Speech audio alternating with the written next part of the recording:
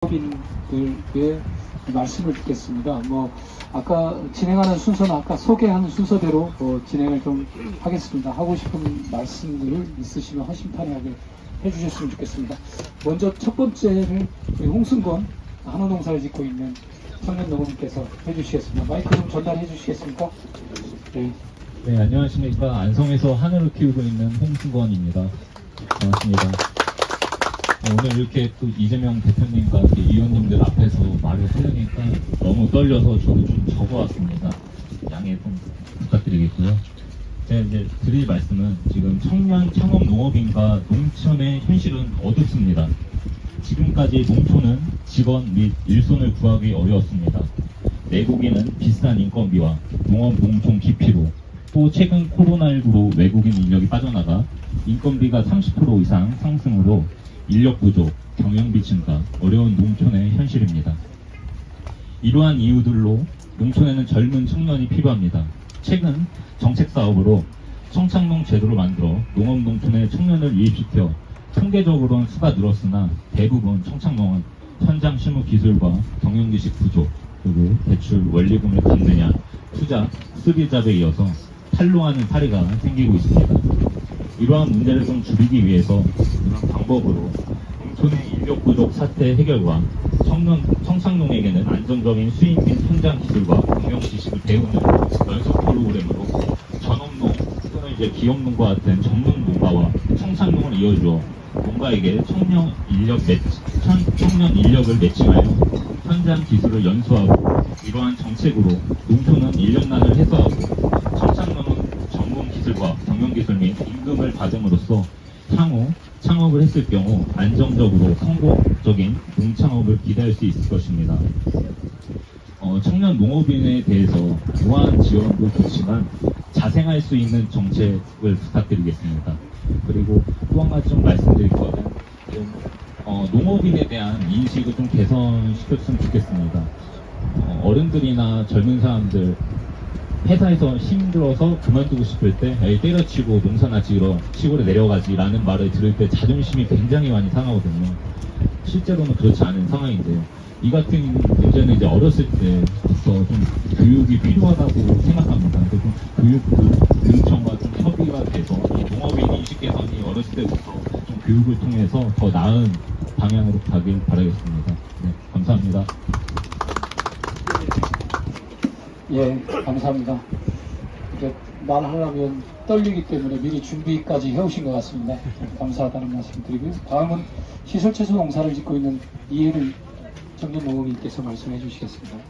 네, 안녕하세요. 안성 일축에서 시설채소 청정채 재배를 하고 있는 이혜리입니다.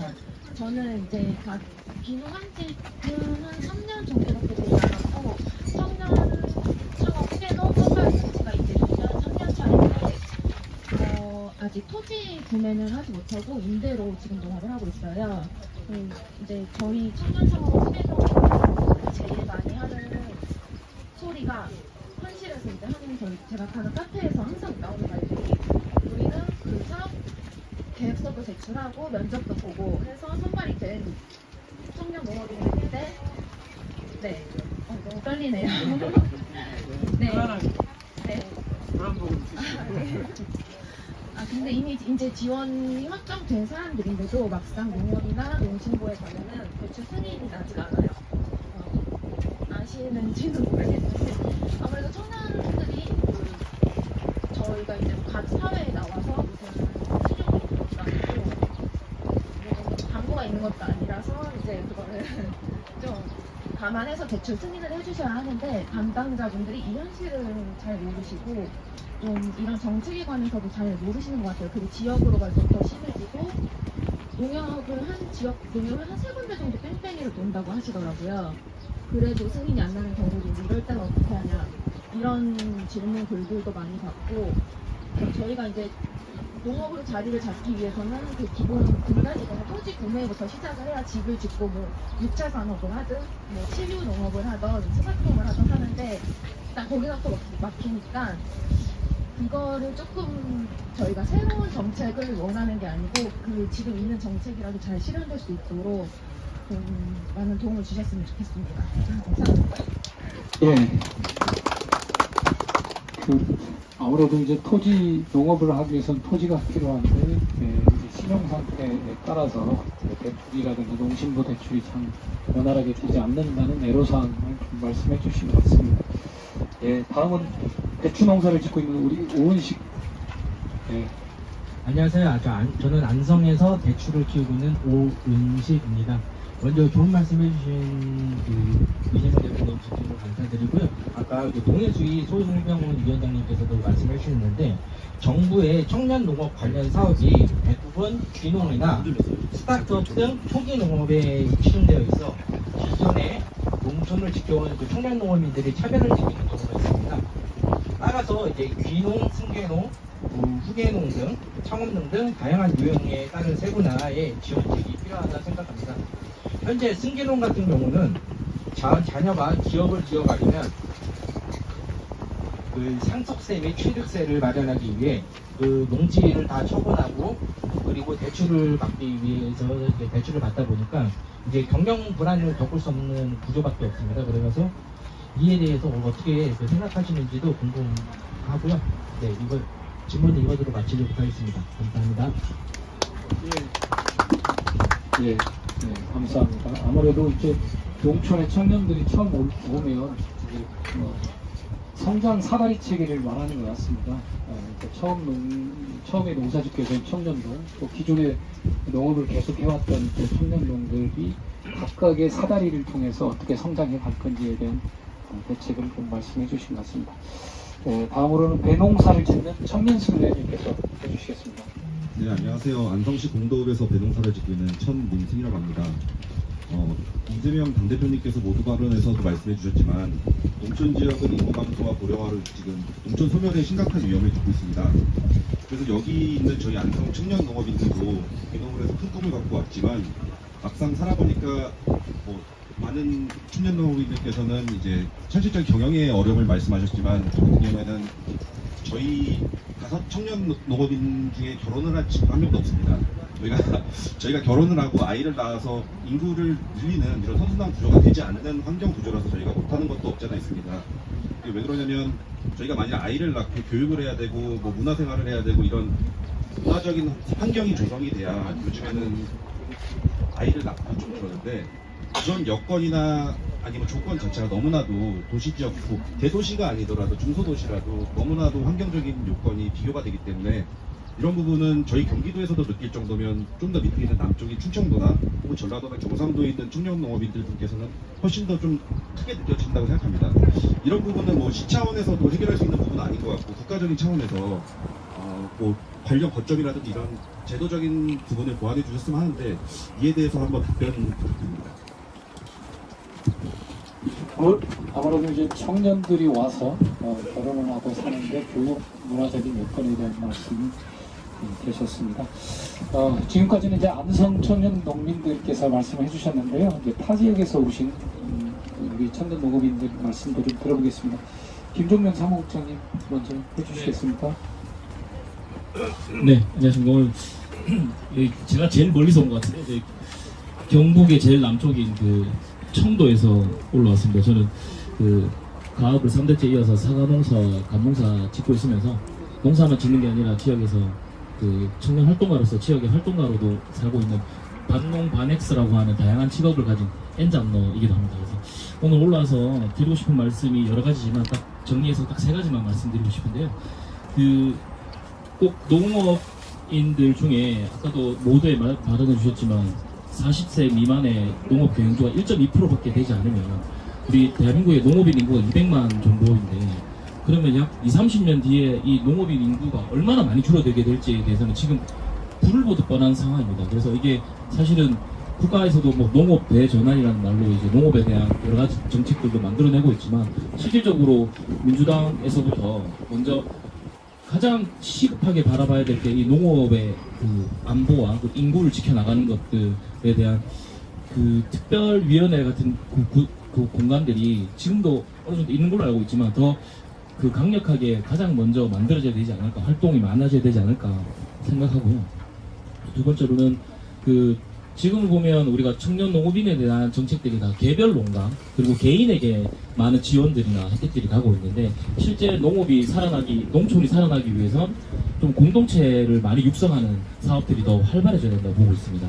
뭐 일례로 먼저 소멸을 겪고 있는 일본 같은 경우에는 다양한 우리 그 청년들 개개인에게 혜택을 주는 것보다도 그 그룹화가 됐을 때 그리고 지역을 지켜나가는 공동체를 활성화시키는 사업들에 더 많은 지원 사업과 방향들을 제시해 줌으로써 농사를 혼자 짓지 않고 다 같이 지음으로써 기계나 여러 가지 그 농업 작업에 있어서도 더 효율성을 높이는 어떤 형태로 농촌을 지켜나가는 정책들이 유럽이나 일본에서 많이 되고 있는데 우리나라도 그런 방향으로 가야 되지 않을까, 이제 민주당에서 그런 정책 방향이 돼야 되지 않을까 생각하고요. 두 번째는 농업이 아니라 농촌을 바라봤을 때 옆에 우리 청일성 대표님도 말씀해 주셨지만 결국에는 청년들이 들어와서 농사 짓고 살기 위해선 농촌의 정주 여건들이 좋아져야 하는데 저도 이제 고향으로 돌아와서 이제 8년째 귀농을 하고 있지만 저희 와이프는 도시 사람인데 저 때문에 농촌 왔다가 지금 엄청 고생을 많이 하고 있으면서도 농촌에서 나름의 같은 뜻을 가진 엄마들과 함께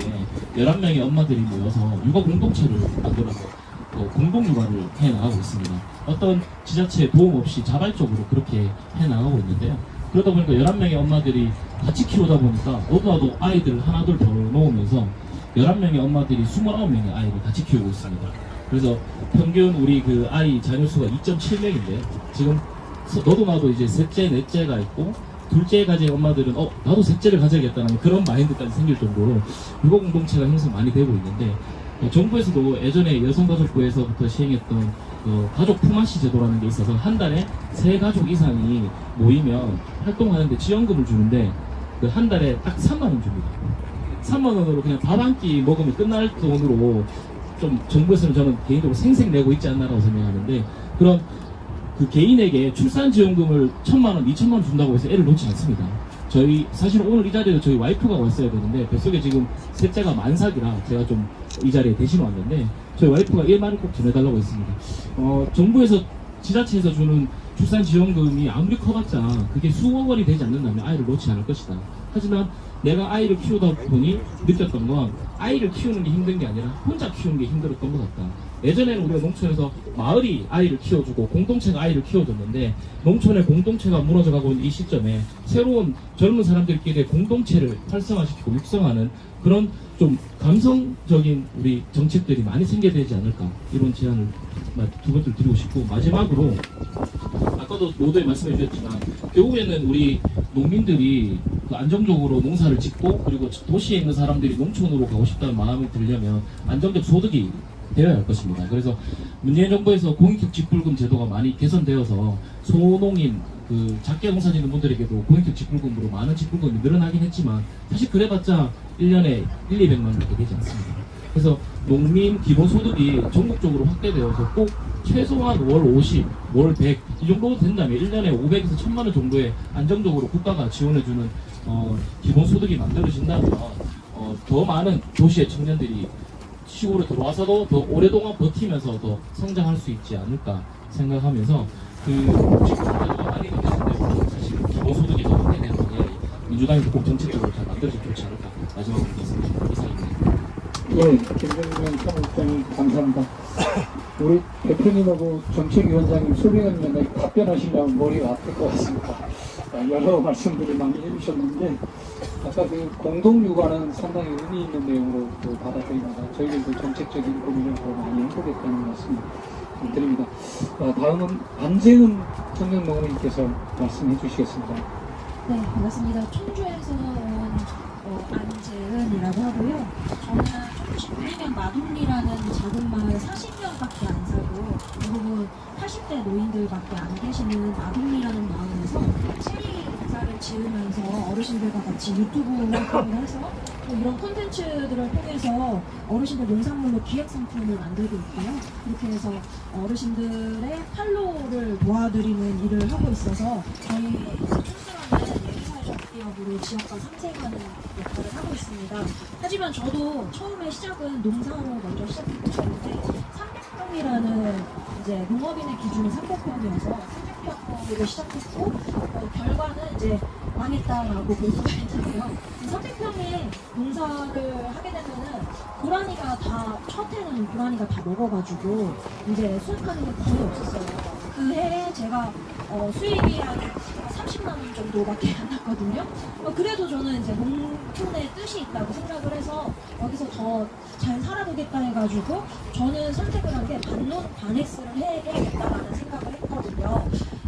그러다 보니까 제가 이렇게 농촌 콘텐츠 활동을 하고 어르신들과 같이 함께 활동을 해오면서 저는 여기에서 살아갈 이유를 찾았거든요. 농사뿐만 아니라 이 농촌의 문화를 유지하기 위해서는 콘텐츠를 만들어야겠다. 근데 정부 정책은 농지 기준이지 이 콘텐츠 만드는 청년에 대해서 정부 정책이 흘러가진 않거든요. 저는 근데 농지의 기준인 정책은 망할 수밖에 없는 지름길이다라는 생각을 하고 있어요. 왜냐하면 저는 이제 농지를 샀습니다. 대출을 받아서 농지를 사서 한 2억 정도의 빚이 있는데 빚을 갚으려고 하니까 터무니없이 많은 투자 금액이 더 저한테 쏟아지는 거예요. 농지로서 끝날 줄 알았더니 농지뿐만 아니라 지하수를 파야 되는데 지하수 200만 원면 소형관정 파는 줄 알았더니 안 파져가지고 그럼 중형관정을 파야 된대요. 그럼 600만 원이거든요. 그럼 600만 원을 사는데 어떻게 돼요? 그러니까 1000만 원을 주면 대형관정을 팔 수 있어요? 이러시는 거예요. 그럼 제가 1000만 원을 또 내야 돼요? 그럼 1000만 원 벌려면은 제가 농사를 한 해에 30만 원을 버는데 얼마나 줘야지 손익분기점을 넘을 수가 있을까요? 그건 네가 알아서 야 그러시더라고요 어르신들이. 그렇게 각자 도생할 수밖에 없는 현실인데 이 농촌은 공동체의 기본이 되어 있습니다. 이 공동체가 사실 옛날에는 사람들이 많았기 때문에 공동체가 형성이 잘 되어 있는데 지금은 나랑 같이 농사 지을 사람이 없거든요. 우리 농촌 안에서 나랑 같이 농사 지은 다음에 농지의 기준이 아니라 농촌 안에 들어와서 어르신들과 함께 이웃들과 함께 살아갈 수 있도록 살아가는 거에 초점을 맞춰서 정부 지원 정책이 펼쳐졌으면 좋겠다라는 생각을 하고요. 또 하나는 지역별로 지원 정책이 형평성 역할을 생각합니다. 저희 청주시는 총 2명당 청주시로 통합을 했기 때문에 처음에는 많은 기대들이 정책적으로 많은 기대들이 있었지만 시로 통합을 하면서 어르신들한테 여쭤봤거든요. 좀 젊은 분한테는 시로 되면서 군이었을 때가 훨씬 낫다 그러시는 거예요. 왜 그러나 여쭤봤더니 군이 더 소멸 지역에 해당되니까 시는 저희 인구가 84만 정도 되거든요. 시에 해당되는 농업정책이 점점 체감하는 정책이 줄고 있다고 말씀을 하셔서 저는 이 지역별 정책의 형성성이 있어야 된다라고 생각을 합니다. 저는 이 두 가지를 먼저 말씀을 드리겠습니다. 감사합니다. 네, 감사합니다. 300평 가지고 청년 농업인으로 살아가기 어려운 상황을 좀 말씀해 주셨고 또 다양한 농촌에 주도하면서 다양하게 역할을 할 수 있는 시스템 공동체가 필요하다 이 말씀이신 것 같습니다. 네, 다음은 모스펫 대표 이명근 의원께서 해주시겠습니다. 저는 대전에서 상달지에 가지고 있는 그 집안의 장자인데 포도 농장을 이제 물려받으려고 노력하고 있는 임현구라고 합니다. 저희 회사 이름이 머스켓인데 그만큼 좀 포도에 든 진심이다라는 걸 담았고요. 일단은 저 같은 경우에는 그 체험 농장을 만들었는데 처음 와서 이제 농업 현장에서 체험 농장 만드는데 코로나 때문에 이제 망했고요. 그리고 이제 포도 이제 딱 배우고 시작했는데 샤인머스켓 가공급 그래서 뭐 청년 농업인이 힘들다 하는 것들은 대부분 다 이해를 하고 계실 거니까 그 부분은 좀 얘기를 안 하도록 하겠고요. 저 같은 경우에는 대학에서 농업교육을 좀 오래 했습니다. 그래서 이제 한 10년 정도 농업교육과 관련된 공부를 했고 그리고 이제 그 농업 양성을 하는 그런 교육 같은 경우도 운영을 좀 했었었는데 처음에는 그 대학생들을 농촌으로 공대생들을 농촌으로 보내자라고 하는 그런 과정에서 이제 운영을 좀 하다가 그런 생각이 좀 들더라고요. 어느 순간부터 대학생도 대학생이겠지만 그 초등학생들도 뭔가 이렇게 농업교육을 좀 시켜가지고 어느 정도 농업에 대한 이해를 어렸을 때 좀 시켜야 한다라고 좀 생각을 좀 하게 되더라고요. 그래서 농업교육들이 좀 편성이 되면 그러니까 지금 초등학생들은 아마 오늘 모내기를 했겠지만 쌀이 나무에서 나온다고 생각하는 학생들도 많이 있다고 합니다. 그런 식으로 농업과 관련된 전지 교육이 필요하다고 생각을 해서 그래서 이제 뭐 제한까지는 아닌데 그 과목을 좀 만들어가지고 HR 시간이나 이렇게 1시간 정도를 편성을 좀 해주면 조금 더 교과를 운영하는 데 있어서 좀 효율적이지 않겠냐. 그리고 학생들이 농업에 대한 많은 이해를 할 수 있지 않겠냐. 제가 생각하는 농업의 발전은 이것부터 시작한다고 저는 생각하고 있습니다. 네, 이상입니다. 김현도 대표님 감사합니다. 마지막으로 우리 김호주 청년 농업인께서 말씀해 주시겠습니다. 네, 안녕하세요. 저는 청년여성농업인연합회에서 정책국장을 맡고 있는 김호주라고 하고 저기 바로 아산에서 유기농의 가수원을 운영을 하고 있습니다. 컨텐츠에서 하고 있고요. 저는 청년농을 대표해서 나오기도 했고 친환경 농업을 하는 청년농업을 대표해서 나오기도 했습니다. 그래서 이제 두 갈래 이렇게 얘기를 먼저 드리려고 하는데 먼저 청년 여성 농업인들 그런 현실을 저희 청년농이 이제 전국 단위로 돼 있거든요. 전국에 있는 청년 여성 농업인들이 이제 모여서 지금 안재현님들 같이 활동하고 있고 그렇게 하고 있는데 여기서 얘기를 하면은 3박 4일을 정책 얘기를 할 수가 있어요. 이제 연합단 청년 여성 농업인들의 현실에 대해서 얘기를 하는데 거기서 나왔던 정책 제안이 뭐였냐면은 이제 청년 여성 귀농귀촌이나 홈타운 조성을 하자 이렇게 해가지고 어떤 치안이라든지 그런 이렇게 범죄에 약간 많이 노출이 돼 있어요. 지역이 그런 데서 일단 가로등도 없고 경찰을 불러도 막 10분, 15분이 걸리는 데에서 이제 치안 부재 상황에서 위협을 실제로 느끼고 있는 청년 농업인들의 그런 경험담이 굉장히 많은 상황에서 이제 면내, 읍내 지역에 치안 강화된 홈타운을 조성을 하면은 좀 여성 농업인들이 이제 출퇴근을 하더라도 거기서 좀 안정감을 느끼고 생활을 할 수 있지 않을까 그런 생각을 한다고 얘기를 많이 했었고요. 그리고 이제 지역 문화가 약간 좀 지체되어 있습니다. 지역이 아무래도 도시보다는 그런 면이 조금 있어서 이제 어르신들이라든지 뭐 기성세대의 그런 성차별적인 그런 문제의식 같은 게 많이 그런 장벽으로 이제 남아 있는데 사실 도시에서 이제 그 도시 생활을 너무 버거워하고 이게 귀농귀촌이나 전원 생활을 꿈꾸는 청년 여성들이 생각보다 많이 있어요. 그런 수요들이 굉장히 많이 있는데 그것을 가로막는 가장 큰 문제 중 하나가 이제 문화지체 현상. 이제 내려왔을 때 성차별적인 그런 경험을 너무 많이 겪고 그리고 농업으로 이제 경영체를 이렇게 등록을 해도 항상 남편을 찾아요. 없는 남편을 찾고 아버지 찾고 하다못해 뭐 남동생이 왜 물려받지 않고 네가 하냐? 약간 이런 식으로 말씀을 많이 하시거든요. 심지어 저는 제가 아버지한테서 이제 농지를 증여받을 때 세무 같은 거를 이제 그 세제 혜택을 받기 위해 가지고 그렇게 서류들을 꾸며가지고 받고 갔는데 좀 충격적인 얘기를 들었어요. 제가 젊고 여자라서 농업인에 대한 증빙을 더 해오라고 하는 거예요. 이게 세무조사가 걸릴 수 있기 때문에.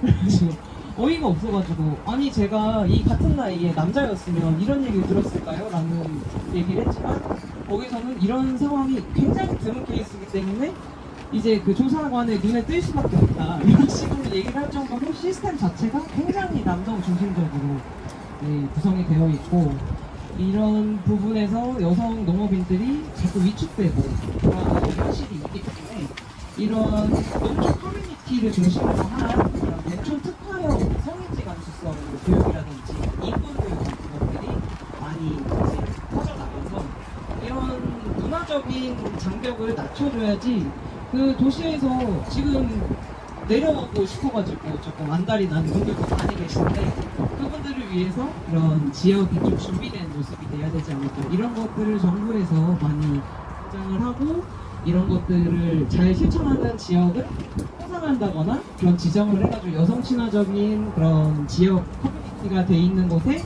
그런 귀농귀촌자들, 여성 귀농귀촌 예비자들을 많이 보내준다거나 그런 데에서 농촌을 경험을 하고 정주를 할 수 있게 그런 식으로 접근했으면 좋겠다라는 그런 큰 의견이 있고요. 그리고 제가 유기농으로 배를 지금 재배를 하고 있는데 어려운 게 한두 가지가 아닙니다. 이제 일단 유기농 자체가 힘들기도 하고 유기농 산물을 판매하는 것도 힘들기도 하고 이런 그런 이중고를 겪고 있는 건데 특히 어르신들은 사실 원래 농사를 짓던 분들이시니까 원래 방법을 바꾸기는 어렵다고 생각을 하는데 청년 농업인들은 충분히 도전할 수 있는 분야라고 생각을 하거든요. 그래서 청년 농업인들은 실제로 친환경 농업에 관심이 많기도 하고 그런 요즘 기후 위기니 뭐 환경 파괴 같은 얘기를 많이 이제 농업이 주범으로 막 지목이 되기도 하거든요. 그래서 이런 면에서 친환경 농업을 청년 농업인들이 좀 협조를 할 수 있게 지원을 해주면 좋겠다는 생각이 드는데 친환경 농업을 하면은 초기에 굉장히 시행착오를 많이 겪습니다. 이제 그런 기존 관행 농업이 아니기 때문에 지원도 받지 못하고 그렇기 때문에 시행착오 많이 겪는데 그런 면에 있어서 조금 도전을 해준다든지 그런 새로운 도전을 하는 청년 농업인들을 좀 응원하는 그런 정책들이 좀 많이 있었으면 좋겠다는 생각을 하는데 나라에서 이렇게 친환경 농업이 좋다, 유기농이 좋다 이렇게 말은 많이 하시지만 친환경 농업에 이렇게 정책적으로 도움이 되는 그런 정책들이 많이 없는 그런 상황인 게 좀 안타깝기 때문에 이런 말씀을 꼭 드리고 싶었습니다. 네, 감사합니다. 예, 감사합니다. 여러분께서 말씀해 주셨는데 자기 삶의 현장에서 느꼈던 문제들을 말씀해 주셨고요. 답변은 좀 이렇게 해보겠습니다. 우리 정책위원장님 또 소배는 위원장님께서 코멘트가 가능한 부분 좀 답변을 해주시고 그리고 또 이제 추가 질문도 받고 또 마지막에 또 이재명 대표님께서 또 답변도 해주실 부분 해주시고 그런 순서로 좀 진행하겠습니다. 괜찮으시겠죠? 예, 먼저 우리 소병헌 위원장님께서 답변을 해주셨으면 좋겠습니다. 네, 정대한 사정 여러분들 말씀 중에는 이제 입법으로 뒷받침해야 될 일들이 있습니다. 그래서 저희 지금 사회를 아주 잘 보고 있는 이원택 위원장이 논의 수입을 저희가 하고 있습니다. 그리고 오늘 몇 가지 중에 입법으로 뒷받침해야 됐던 당위원회에서 서둘러서 말을 못했다. 그리고 현재 인력 부족 문제도 사실은 외국인 노동자 관련 법이 관리를 여러 군데 나눠져 있어가지고 그걸 어떻게 하나로 할 것인지 이런 부분도 지금 법이 올라와 있고요. 그리고 청년농 관련해서도 농지와 자금 지원 문제를 지난 정부에서 문재인 정부에서 그걸 원스톱 지원 체제로 가자 이렇게 지금 아직 진전이 안 되고 있습니다. 그 부분도 국회에서 좀 각별히 힘을 빨리 할 수 있도록 하고 그리고 여러분들이 말씀하셨는데 그 정착 지원 문제 그것도 굉장히 필요하고 시급한 문제입니다. 사실 농촌의 소멸 위기 지역이 대부분 군 단위에 이렇게 있는데 그건 단순히 농촌 농민 차원이 아니라 국가 균형 발전 차원에서 그 부분은 아마 당에도 관심을 갖고 우리 이재명 대표님께서 굉장히 앞순서로 하시고 계시다. 특히 기본소득 문제 이 부분은 단순히 어느 정도 지원하는 정도가 아니고 먹고 살 수 있을 만큼 농촌 그래서 농촌을 살리면 나라가 산다 그런 건 우리 대통령께서 늘 하시는 말씀입니다. 그리고 또 아까 이제 전문 농업인으로 성장하는 뒷받침 이 부분도 늘 우리 농해수위에서는 계속 토론하고 있는 문제입니다. 그래서 정착을 어떻게든 정착을 돕고 그래서 제가 처음에도 말씀드렸지만 농지를 공공성을 가진 그런 어떤 정책으로 농지를 정부에서 구입해서 귀농을 원하는 청년들에게는 좀 우선적으로 좀 대응을 하자 이런 것도 지금 현재 진행되고 있습니다. 우리 아마 농어민회에서 그 부분들을 아마 부위원장도 오셨는데 거기서 토론 중일 거로 제가 알고 있습니다. 제가 다 말씀드리면 우리 정책위 의장님이 하실 말씀 없으니까 여기까지만 하겠습니다. 예. 다 해주셔도 될 것 같아요. 우리 대표님이 기본소득 말씀을 여러 철학으로 가지고 계시고 경우 말씀하시고 제가 하셨는데 기본소득을 말씀드리면서 어찌 보면 가장 우리가 기본소득적 관점을 가져야 될 부분이 농업 농촌 아닌가라는 생각을 사실은 강하게 하게 됐습니다. 그리고 아까 말씀드리면서 굉장히 와닿았던 것 하나가 어떤 형태로든지 이 농업농촌에서 이게 뭐 위원장님하고 창업농업에 이재명 대표님 대해서 차마 일하시는 신발로 분들은 되게 어떤 더울 것 의미에서 같아요, 지금. 우리가 땀 국가적으로 엄청나요. 필요한 그거 얘기해서. 농업농촌에 대한 콘텐츠의 네네. 축적자로서 지금 사실 네네. 존재하고 있다는 생각이 굉장히 강하게 들어서 그것은 무릎만 보고 신발 바꿔드릴까? 자산의 축적으로 볼 수가 있다는 생각이 들었습니다. 이 부분과 관련해서는 되게 지금 되게 불편하실 텐데 윤 위원장도 그렇고 위원장님한테 한번 물어봐요. 불편하신지 참을 만하신지. 여러 가지 해야 되지만 당장 전 지역을 공식적으로 하기가 좀 상당히 어렵잖아요. 근데 아까 청도 케이스 말씀해 주신 거는 굉장히 좋은 말씀이었어요. 다시 말씀을 듣고 싶기도 하고 그런 케이스에서 지금 이거 해야 돼. 그 부분은 어차피 만들어지지 않으면 지원할 필요가 없는 것인데 만들어지면 확실하게 지원한다는 의미에서 대폭 강화하는 정책을 강화하고 주장을 해도 괜찮겠다는 생각이 들었습니다. 꼭 다시 한번 말씀을 드렸습니다. 저희가 결국은 여러 가지 문제들을 해결하는 데 있어서 고령화 문제도 그렇고 그 주거, 집단 주거, 타운 이런 걸로 해결해야 되는데 여성 비록 기초 타운 이런 사실은 규모가 어떻게 될지 부분이 있는데 그 부분 저희들이 지금 같이 검토하고 있던 것들이 좀 있거든요. 거기에 첫 포함시켜서 해결하겠다는 말씀을 드리고 그 아까 제가 우리 저 대표님 기본소득이나 기본 금융에 대해서 조금 짜요. 조금 짠 편인데 다시 한번 말씀드리지만 농업 농촌 부분에 대해서는 기본이라는 관점을 갖고 할 수 있는 일이 훨씬 높다라는 생각을 다시 하면서 특히나 아까 이제 청년후계 창업농으로 선정이 된 부분 그것과 대충 연계 안 되는 부분은 사실 그걸 조금 달리 볼 필요가 있다는 생각이 듭니다. 그 부분에 대해서도 저희들이 조금 더 이렇게 진행하게 되겠다는 말씀드립니다. 아까 말씀드린 신기록의 경우에 상속세 취득세를 마련하기 위해서 자산을 처분하거나 대출을 안 하면은 그 세금 처리할 수가 있기 때문에 이 부분은 저는 일정한 위험이라고 생각하는 부분이 필요하다고 체크했다는 말씀을 드리고 나머지 몇 가지 교육이라든가 물론 좀 며칠 프로그램들도 말씀 주시실 거고 이것들 비교적 기존의 배달 제도들도 있고 하니까 저희들이 살펴보고 같이 운영을 하겠습니다. 예, 소근현 위원장하고 김민석 정책위원장님께서 말씀해 주셨는데요. 저도 농업인위원회 위원장이니까 조금 사이사이 좀 빠진 부분 좀 말씀 좀 드리겠습니다. 아까 이제 농촌의 인력 문제, 이제 저희가 이제 농촌 인력과 관련된 법을 통과시켰습니다. 유성균 의원 중심으로 대표 발의했는데 아마 이제 6개월 후에 시행령이 되면 많이 좀 보강이 될 것 같습니다. 그다음에 평창농들이 자생할 수 있는 정책을 좀 마련해달라. 저희들도 적극 공감을 하고 있습니다. 재배기술, 재배기술에 처음에 어려움이 많이 있거든요. 전업농이랄까 또는 기존의 이제 전문 농들과 연계시키는 부분에 대해서도 저희가 정부에 정책 대안을 좀 마련하겠다 이런 말씀을 좀 드립니다. 그 다음에 아까 농신부 농협대출은 저희가 한번 바로 가서 이건 점검해 보겠습니다. 저희들이 청창농을 3만 명을 만들겠다. 이게 윤석열 정부가 내걸고 있는 정책인데 이 지점에서 막히면 다 막힙니다. 아마 이제 후계농, 아버님, 어머니, 할아버님이 든든하신 분들 말고는 다 막히게 되어 있습니다. 그래서 이 부분에 대한 저희가 마련해 보겠다는 말씀을 드리겠고요.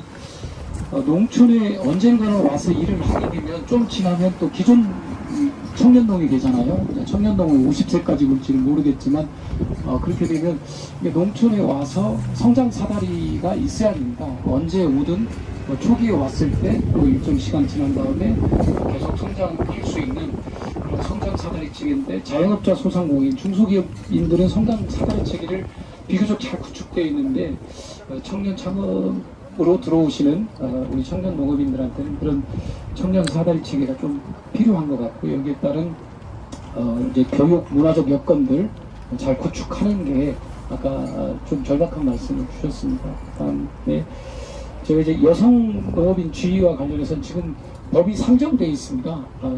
지금 입법이 돼 있고 공청회까지 마친 절차이기 때문에 오늘 계기로 해서 저희 노회수 위원장님 또 간사님 또 대표님께 정책위원장님께 한번 보고드려서 여성 농업인의 지위를 보장하는 그런 법원입니다. 그래서 아까 세무서 가서 신고할 때 더 유심히 살펴보겠다는 게 지금은 그 지위를 또 확보를 못하고 있는데 그런 부분에 대해서도 저희들이 좀 노력하겠다는 말씀 드리겠고, 농업이 아닌 농촌에서 농업을 매개로 한 여러 가지 역할들을 청년 농업인들이 할 수 있다고 봅니다. 아까 콘텐츠를 생산할 수도 있고 판로를 도울 수도 있고, 그런 점에서 농업을 좀 확장하는 지원 대책이 필요하다는 말씀 공감하고 말씀드립니다.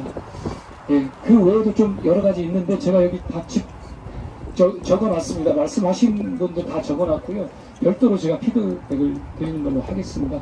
우리 이재명 대표님 말씀 들어보겠습니다. 네. 여러분들 하실 말씀 더 있지 않아요? 남아 있었어요? 예, 추가로 질문 있으시면 하셔도 됩니다. 질문 아니다. 무슨 말씀 있으면 하시면 좋을 것 같은데, 꽤 오래된 이제 자료 이렇게 한데 최근 자료는 거의 못되지만 우리나라의 농업에 대한 지원 금액이 농가당 200~300만 원에 불과합니다. 어떤 질문이 모르겠어요. 그 경우에 일본은 한 800~900만 원, 미국 같은 경우는 2,500만 원. 특히 북유럽 이런 데서는 훨씬 더 많아요.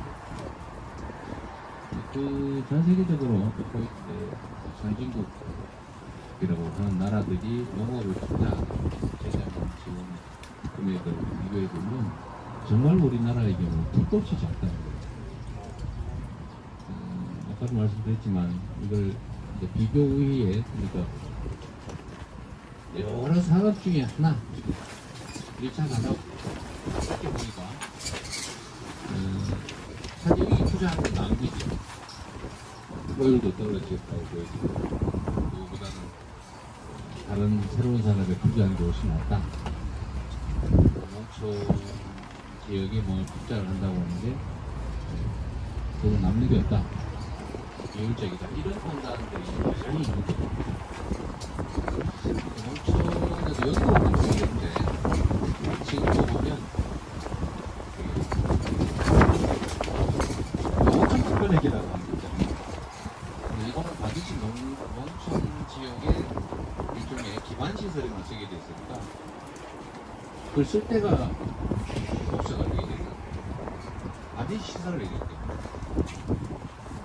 거의 필요 없다고 보이지는 곳에 도로를 만들거나 당연히 도랑에 공백을 치고 이런 것들 많이 하죠. 근데 그게 결국은 이제 예산의 자율성이었는데 제가 성남시장을 했지만 성남시 같은 경우는 인구가 많으니까 잘 산다고 하는데 1인당 예산이 약 300만 원 됩니다. 그런데 저기 소멸하는 시는 시는 별로 안 모르겠지만 군 단위로 가면 인구 대비 예산, 그러니까 1인당 예산이 보통 1,수백만 원에서 2,000만 원을 씁니다. 근데 그 대체 어디다 쓰고 있냐? 자세히 들여다 보면 재밌는 정도에 대해서 진짜 그렇죠. 맞습니다. 1인당 예산이 2,000만 원 됐고 2천만 원 넘어갑니다. 그렇죠. 근데 거기에 예산을 자율적으로 사용해서 10% 정도 절감 또는 뭐 용도를 바꾸고 더 효율적인 영역에 농촌 기본소득을 쓰자 1인당. 또 4인 가족 하면은 연간 수백만 원을 지급할 수 있죠. 그렇게 안정적으로 영구적으로 소득이 보장된다고 하면 안 갈 이유가 없잖아요. 떠날 이유가 없잖아요. 특히 지금은 이제 농가당으로 지원을 하니까 어른 혼자 있으나 자녀들 미성년 데리고 있으면 똑같아 지원금이요. 그러니까 상대적으로 아이를 키우는 사람들이 손해인 거예요. 오히려 농촌 인구 감소를 걱정한다면서 감소를 촉진하는 정책을 하고 있는 거예요. 인구당 이렇게 개인적으로 대응하면 가족 수가 많으면 지원이 많으니까 그 도움이 될까? 이것도 역시 반대로. 또 한 가지는 농촌 지원 정책이 대농 중심이에요. 그냥 그나마 농촌 지역에 대한 지원 재정 지원이 적은데 그 중에서도 이거를 대농 중심의 지원 정책을 하고 있어요. 사실은 대농 중심 정책을 하기보다는 옛날 산업화 시대에 농촌을 해체해가지고 노동력 공급을 농촌 인구 줄이기 정책의 사실 일환이었거든요. 농촌의 인구를 유지하고 농촌으로 유입되는 걸 지원하려면 소농을 지원해줘요. 뭐 그 경향이 이번에 문재인 정부에 좀 바뀌어서 직불금제로 좀 바뀌게 됐습니다만 여전히 전체적으로 저전 규모가 적고 실질적으로 불평등하고 이게 정말로 농촌의 근거에서 삶을 살아가려고 하는 소시민들에게는 불리한 조건인 거죠. 지금도 사실은 이제 맘먹기 따라서 할 수 있는 게 상당히 많다고 생각하는데 결국은 정책 의지에 관한 문제고 이 정책 의지는 정치 집단마다 정말 본질적으로 다르지 않습니까? 여기서 참 뭐라고 말하기는 좀 그런데 농촌을 어떤 시각으로 접근할 거냐에 사실 달려있는 거예요. 저는 이게 농업인 여러분 계시다고 드리는 말씀이 아니라 나라가 지금 하는 방식으로 수도권을 중심으로 일국 침체하고 강화되면 결국 나라 망한다. 그런 생각이 듭니다. 서울 그 주변은 다 미어 터지잖아요. 그냥 우리 광주 가보면 그 부모님 지역뿐 아닌데 옥포에 갔더니 우리 도당위원장 자리죠. 아니 학교를 지을 땅이 없어가지고 학교 운동장에 컨테이너 놓고 수업하고 있어요. 황당한 학교를 지을 땅이 없어. 얼마나 과밀한데. 그 신현리 옥포 이런 데 그러죠. 장난합니다. 이거 제가 가보기도 했는데 그리고 땅 한 평에 막 5천만 원, 1억씩 하니까 뭘 하겠어요. 또 균형 발전도 매우 중요한 과제고 농촌 소멸, 지방 소멸 문제도 해결해야 되는데 그 핵심에 저는 농촌 진흥, 농업 진흥, 농민 지원 이런 게 떠오르요. 제가 농어촌 기본소득은 사실 큰 돈 들이지 않고 기존에 있는 재원들 조금만 전환하면 얼마든지 할 수 있고 지역화폐로 지급될 경우에 국내에서 자체적으로 그러면 이 지방이 농촌이 살아날 텐데 왜 안 하냐 그런 생각을 들 때가 많은 거죠. 희한하다. 똑같은 돈을 써도 꼭 물건으로 주려고 그래요. 뭘 거쳐서 지원하는. 소위 전달 비용이 엄청나게 들어서 효율성도 떨어지는데 그래도 농촌 농민에 대한 직접 지원을 늘리고 방식도 직접 지원 방식으로 바꾸고 그럴 필요가 있겠다. 정주 여건 말씀이 굉장히 중요하지 않습니까? 농촌으로 가면 이발소도 미용실도 없고 뭐 건방구도 없고 가게도 없고 싹 다 없잖아요. 너무 불편한 거죠. 근데 그거는 사실 인구가 줄어드니까 그걸로 먹고 살 수가 없으니까 자연스럽게 없어지는 거죠. 그리고 인구 증가, 감소를 줄이고 인구가 다시 늘어날 수 있게 젊은 가구들도 살 수 있게 만드는 건 결국 먹고 사는 문제.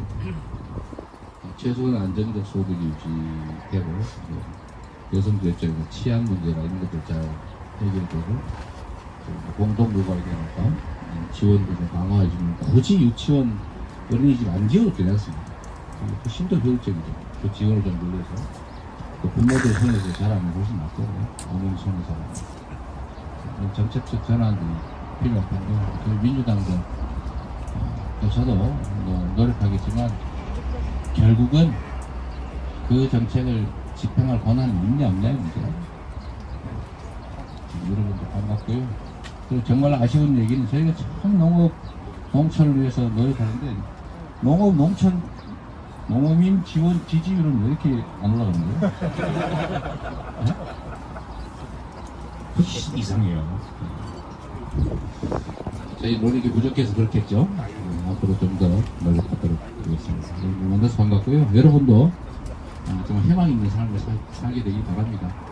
여러분이 희망이 있어야 대한민국도 희망 있는 나라가 되지 않을까 싶어요. 오늘 시간 내주셔서 정말 고맙습니다.